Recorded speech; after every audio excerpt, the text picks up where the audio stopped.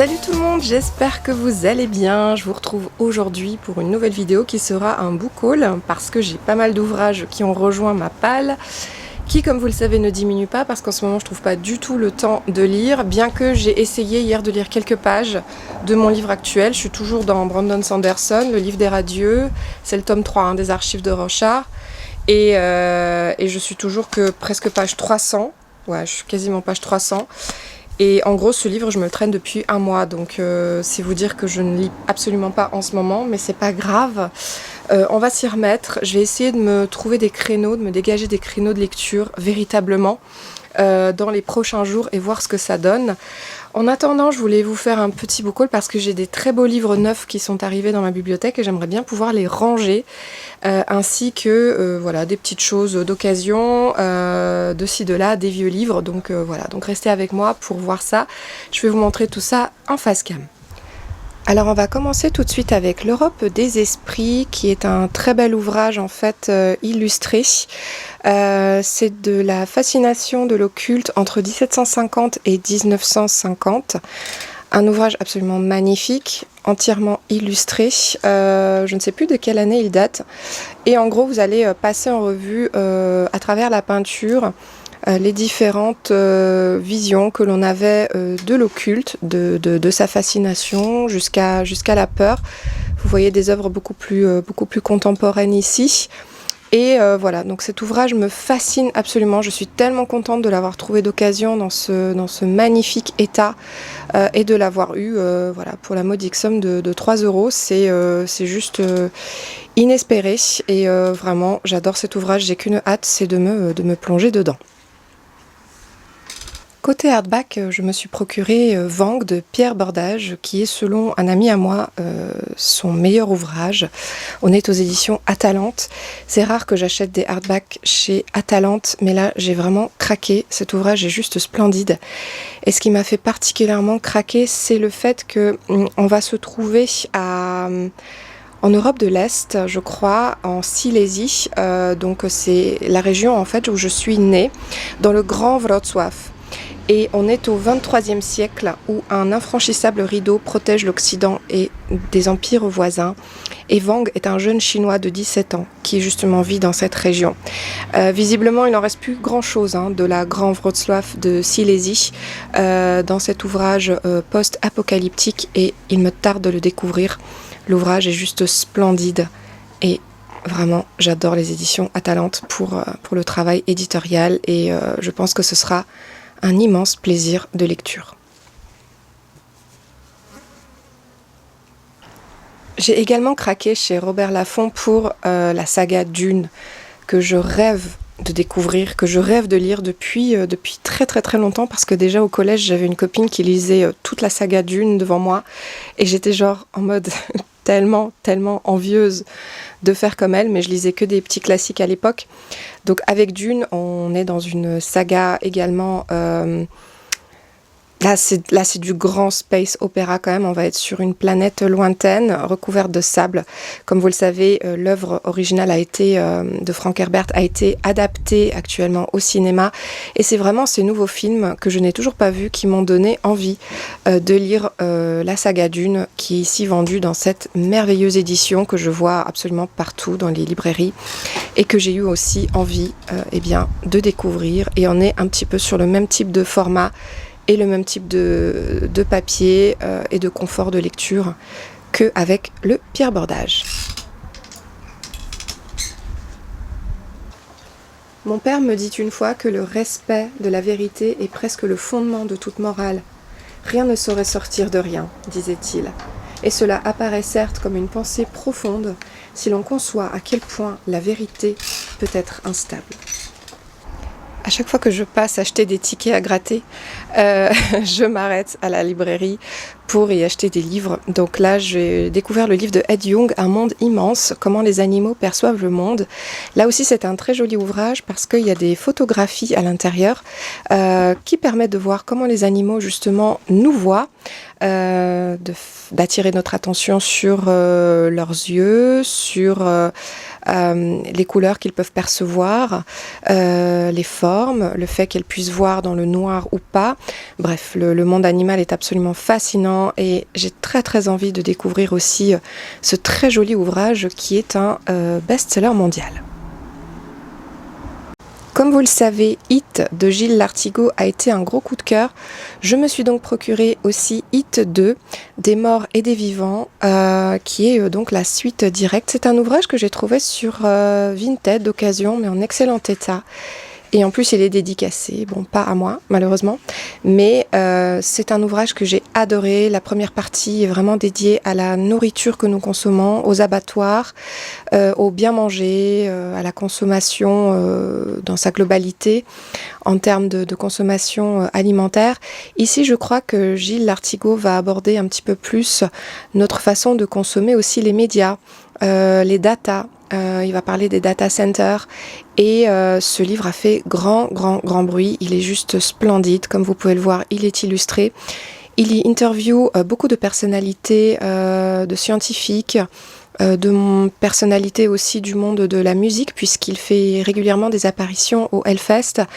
Et c'est quelqu'un qui a aujourd'hui une belle communauté qui parle justement de la façon de consommer tout simplement, d'aller rechercher la bonne information plutôt que de se laisser berner aujourd'hui par les médias mainstream. Et voilà, il me tarde de le découvrir, ça se lit extrêmement vite et It 1 a vraiment été un petit coup de cœur.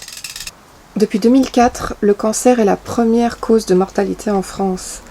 Le cancer a ainsi détrôné les maladies cardiovasculaires qui squattaient le podium depuis des dizaines d'années. Depuis 30 ans, le nombre de cancers en France augmente chaque année. Pourquoi cette avancée spectaculaire, alors que l'on nous vante régulièrement les progrès effectués dans la recherche contre le cancer ? Le cancer des enfants. Plus inquiétant et plus mystérieux est l'impact du cancer chez les enfants. Pourquoi des enfants de moins de 5 ans sont victimes de leucémie, de lymphome ou de tumeurs du système nerveux central ? Pourquoi un nouveau-né a plusieurs dizaines de molécules toxiques dans son organisme dès sa naissance? Pourquoi le nombre de cancers chez l'enfant a grimpé de 30% ces 20 dernières années? Je n'ai pas pu résister à l'envie d'acheter le prix Goncourt de 2023 aux éditions L'Iconoclaste. Il paraît que c'est une pure pépite, il m'a été conseillé dans le cadre de mon club lecture de l'année dernière. Et cet ouvrage donc de Jean-Baptiste Andrea va retracer le parcours de deux âmes sœurs qui s'aiment, mais que tout oppose. Il y aura Mimo, je crois, et Viola. Viola qui est une riche héritière et Mimo qui est un jeune sculpteur de pierre malheureusement dépourvu de toute fortune. Et on va être dans l'Italie fasciste, donc des années 30-40. Il me tarde de découvrir aussi cet ouvrage qui, paraît-il, est d'une très grande beauté. Dites-moi si vous en avez entendu parler, en tout cas sur les réseaux, et si vous tente celui-ci. Et en ce moment, j'ai aussi envie de lire des grandes épopées, des livres qui font un petit peu penser à Don Quichotte, des grands romans d'aventure. Et ce Roberto Bolano, 2666, est apparemment un ouvrage de référence. C'est des jeunes universitaires qui partent à la recherche d'un écrivain disparu qui s'appelle Archimboldi et leur quête va les mener jusqu'au Mexique.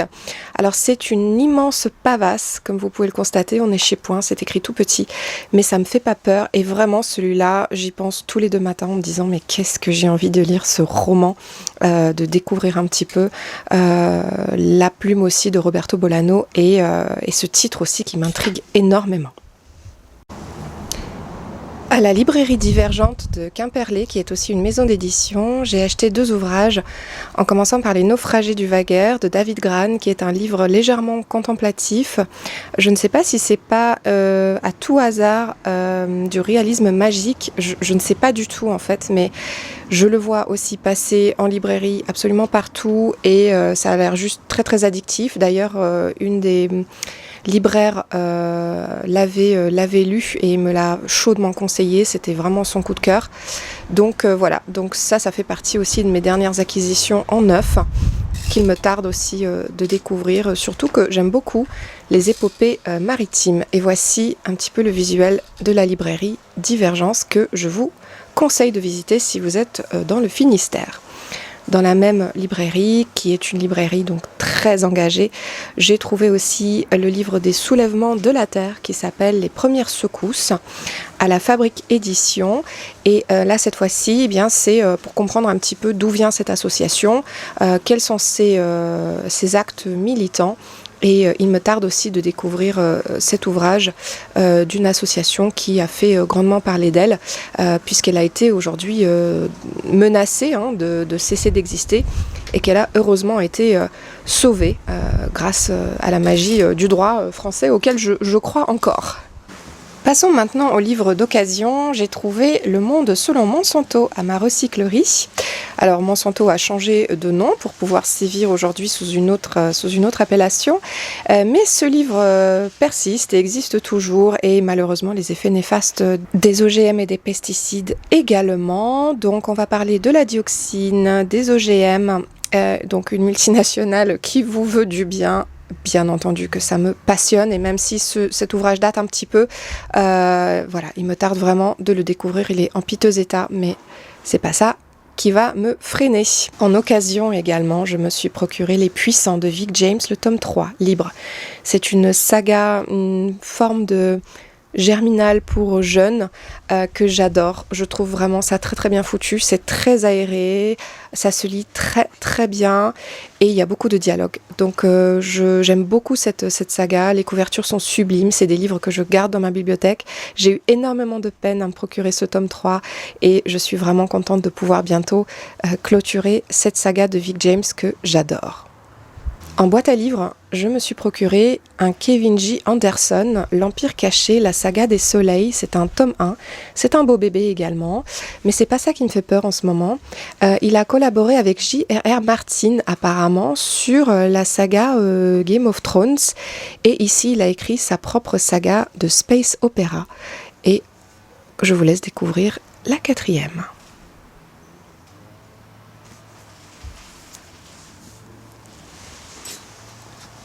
En boîte à livres, j'ai aussi découvert ce roman d'une autrice roumaine, mais que j'ai actuellement au boulot, donc je vous mets une petite insert. C'est tout simplement la vie du voïvode Vlad Tepes, aussi connu sous le nom de Dracula, ainsi que son épouse, et tous ses faits d'armes, potentiellement sa vie amoureuse aussi, ainsi que tout ce qu'il a enduré, tout ce qu'il a subi dans sa vie, mais sous forme un petit peu romancée, et j'ai vraiment super hâte de lire ce roman. Je pense qu'il fera partie de mes prochaines lectures. Pour me faire rêver un petit peu, j'ai voulu découvrir l'aventure de Sarah Marquis, qui en 2014 a parcouru plus de 8000 km à pied dans les déserts d'altitude. Et cet ouvrage est absolument incroyable puisqu'il est illustré. On va pouvoir y voir un petit peu des bouts d'aventure de cette jeune femme. J'ai très envie de lire des récits d'aventure en ce moment. Vraiment, c'est pas l'envie qui me manque de lire. Elle est même plus forte que jamais.